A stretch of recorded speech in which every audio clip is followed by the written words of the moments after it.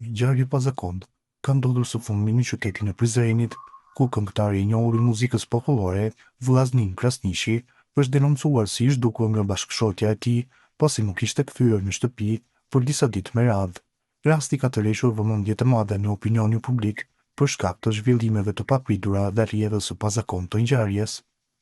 Sipas burimeve nga policia dhe raportimi i gazetës Sinjali, këngëtari kishte shkuar me 6 prill për të performuar në një lokal nate në fshatin Topliqan të komunës së Suarekës. Pas përfundimit të natës muzikore, ai nuk ishte kthyer më në banesën e tij në Prizren dhe nuk kishte dhënë asnjë shenjë jete, duke mos kontaktuar as me familjarët dhe as me bashkëshorten e tij. E alarmuar nga mungesa e tij dhe pa pasur asnjë informacion mbi vendodhjen e bashkëshortit, gruaja e këngëtarit më 9 prill ka paraqitur një denoncim zyrtar në polici, duke e shpallur atë të zhdukur.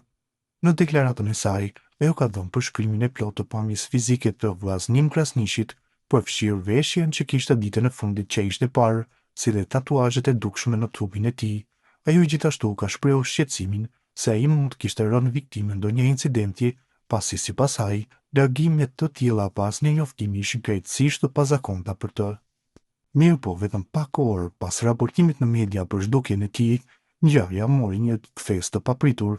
Vllaznin Krasniqi është paraqitur vetë në stacionin policor në Prizren, ku ka sqaruar situatën dhe ka mohuar çdo pretendim për ndonjë zhdukje të detyruar apo incident të mundshëm.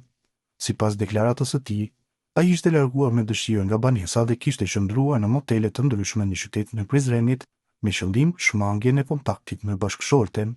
Këngëtari ka theksuar se arsyeja kryesore e largimit ishte pakënaqësia dhe problemet e vazhdueshme që kishte me partneren e tij në martesë. Ai ka sqaruar se vendimi për të shkëputur nga ajo ishte i mirëfill dhe i vetëdijshëm. Policia e Kosovës, pas marrjes në pyetje të këngëtarit dhe verifikimit të situatës, ka ndërhyr rastin si largim i vullnetshëm, duke sqaruar se nuk ka pasur element të veprës penale apo ndonjë rrezik për jetën e tij. Ngjarja ka nxitur reagime të ndryshme në rrjetet sociale, ku shumë qytetarë kanë shprehur habin për mënyrën se si u zhvillua gjithçka, ndërsa të tjerë kanë treguar mirëkuptim për vendimin personal të artistit. Deri në momentin e publikimit të këtij lajmi nuk ka pasur ndonjë reagim nga bashkëshortja e këngëtarit për deklaratën e dhënë nga ajo në polici.